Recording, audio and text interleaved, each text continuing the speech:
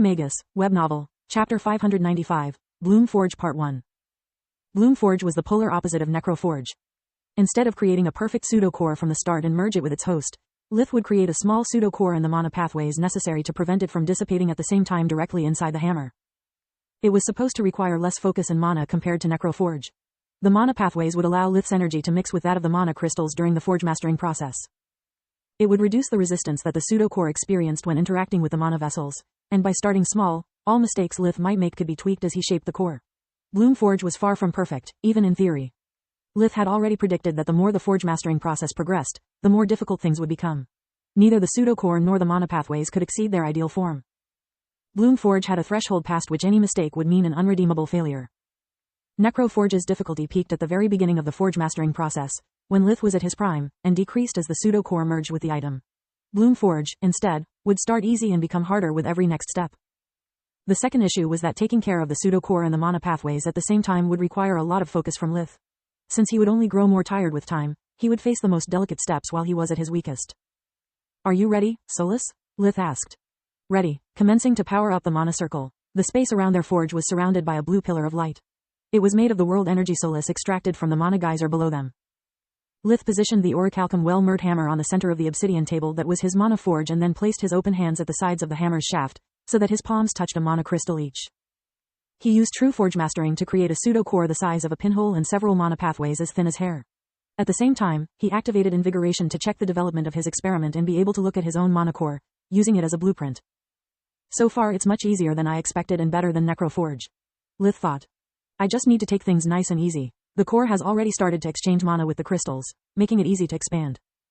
By simply taking his time, Lith discovered that developing the core was the easy part. As its energy grew, so did its affinity toward the hammer.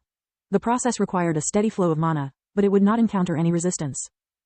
Giving the core the right shape was quite difficult. Instead, the lack of resistance made so that the slightest slip of the mana would create a bump or a cavity, making the pseudo-core defective. To make matters worse, if he developed the mana pathways too slowly, the core energy would disperse. If he developed them too fast, the mana coming from the crystals would flood the core and deform it. Lith used his knowledge of mana cores to find a workaround. He would treat the pseudo-core as a developing mana core and the mana pathways as its host body. He would first grow the core until it gave signs of instability. Then, he would strengthen and enlarge the pathways until the pressure they exerted almost compressed the pseudo-core. At that point, he would focus again on the pseudo-core again, rinse and repeat. Bloom Forge is even slower than Necro Forge, but it allows me to enhance the power of single enchantments better. Necro Forge, instead, is limited by the massive resistance it encounters during the early steps, but by shaping a complete pseudo-core from outside, it allows me to harmonize multiple enchantments. Lith thought. It seems as quality versus quantity, Solus pondered. For now, yes, consider that so far we only created one of the simplest pseudo-cores for the hammers. We have yet to see how the hammer itself changes the rules of the game. When even the second hammer was ready, Lith was once again covered in sweat and tired for the repeated use of invigoration. The only reason he was still able to stand was thanks to his bond with Solus. The mana geyser empowering her would also send energy coursing through his body and grant him uncanny recovery abilities. He was still hungry, though. Damn, I skipped lunch. It's a good thing that yesterday I had a full night's sleep, otherwise my experiment would have failed. Lith said. He took a quick shower before consuming a full-course meal and napping for an hour. Before using either of the hammers, he needed to rest enough to let invigoration bring him back to his peak condition. Ever since Lith had refined a blue core, he would absorb world energy through his nose and skin with every breath, like a much slower version of invigoration that didn't lower his max energy cap. Also, as long as he was inside the tower, the effects of the mana geyser would make him both physically and magically stronger. The two combined effect made so that even a single hour of sleep would greatly rejuvenate his body. Solus spent that hour weighing and caressing the hammers. They were quite ugly, yet everything about them was oddly familiar to her. Lith had already imprinted them with his mana, but she could use them because their bond made their energy signatures almost identical. By my maker, I wish there was something, anything, I could forge master. She sighed. Unfortunately, with a deep green mana core I'm too weak. I can manipulate the energies of the tower and those from the geyser, but they are not my own. I want to infuse my essence, using anything else would be pointless. She took the adamant forge out of her pocket dimension, hitting it with the orichalcum hammer in frustration. The silvery sound they emitted scratched at the wall in the back of her head, the source of her recently found memories. She froze, staring blankly into space. Then, she hit the forge again as the echoes of the impact caused her body to shiver and purple flames to fill her mind. Another hit made her remember something. A delicate hand inside a black glove, holding a much better-looking silvery hammer with its surface covered in runes of power. There was something she was working on, but it was blurred behind recognition. Something silvery as well laid between the hammer and the blurred object. Purple flames danced inside a furnace, but Solis couldn't distinguish any of its features. The furnace was too far and it became more distant by the second until she snapped out of her reverie. Solis hit the forger multiple times, but the memory was lost once again, and no matter how many tears she shed or how much effort she put into hammering, nothing could bring it back. When Lith woke up, he was still very tired, but now invigoration had recovered part of its effectiveness. He found Solis to be quite dispirited despite their earlier success. Is everything all right, Solis? He asked. No. Do you want to talk about it? Not now, thanks. Lith decided to not pry further. After reassuring Alina he had missed lunch only because he had... Chapter 596. Bloom Forge Part 2. How nice of you. It's your second day leave and I haven't seen you except for collecting your packages and eating. Would it kill you to spend a few hours with us? Do I have to invite Camilla to have you grace us with your presence?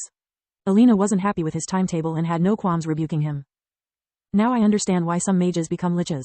How am I supposed to spend time with my family, practice magic, help my girlfriend, and continue my research all at the same time? Lith thought.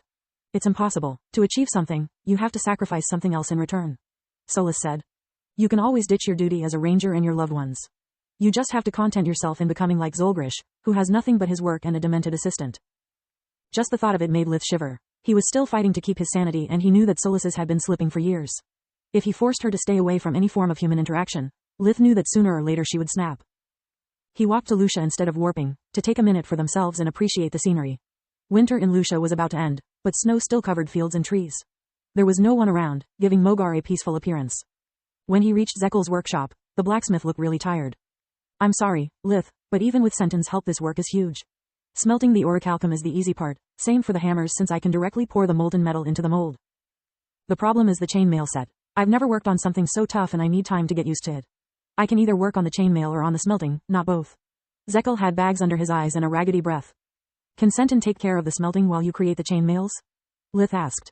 Yes, of course, I thought you wanted me to do it. Zekel knew that Lith only wanted perfection. Senton had worked with him for over a decade, but the skill gap between them was still huge. It's fine, even I can do it, so I doubt someone like him will make any mistake. How many chainmails are ready? Lith asked. 4, but their design is terrible. I'm ashamed of how bad they look, but I couldn't do better with so little time. Zekel lowered his eyes in embarrassment. You are dead tired and 4 are plenty. Take the day off, I have 18 days leave left. I have all that I need for my experiments and I prefer perfect materials for my real crafts. I want you at your best. Have Senton keep smelting. I have no idea how many times I will fail. Lith gave Zekel another crate and a few silver coins for his troubles. The blacksmith's eyes shined like stars, his body was full of energy again. No, seriously, take a rest. Lith placed his hand over Zekel's shoulder to check on his condition with invigoration. The blacksmith was on the verge of collapsing. Zekel nodded with a big yawn. A sprinkle of light magic had relaxed his muscles and burned the last shreds of stamina he had. Zekel was in for a long power nap. Lith took 4 horrible chainmail that looked like they had been made by a child assembling spare keychains and stored them inside his pocket dimension. Ew, he thought. Enough is enough, we have to think about the design too. Solis was outraged. Her pride as a craftsman was horrified at the idea to work on something like that. Lith was about to reply when his communication amulet drew his attention. What is it now? This is the busiest leave ever. He groaned, noticing that it was Kyla's rune. Lith, how could you do that to me? Her hologram looked quite pissed off. Do what? It seems I'm pissing off a lot of people these days, so I need you to be more specific. Don't get smartass with me. Vaster told me everything since I'm his assistant. Why didn't you call me for help? You know I majored in body sculpting and I'm working my ass in the field. Kyla said.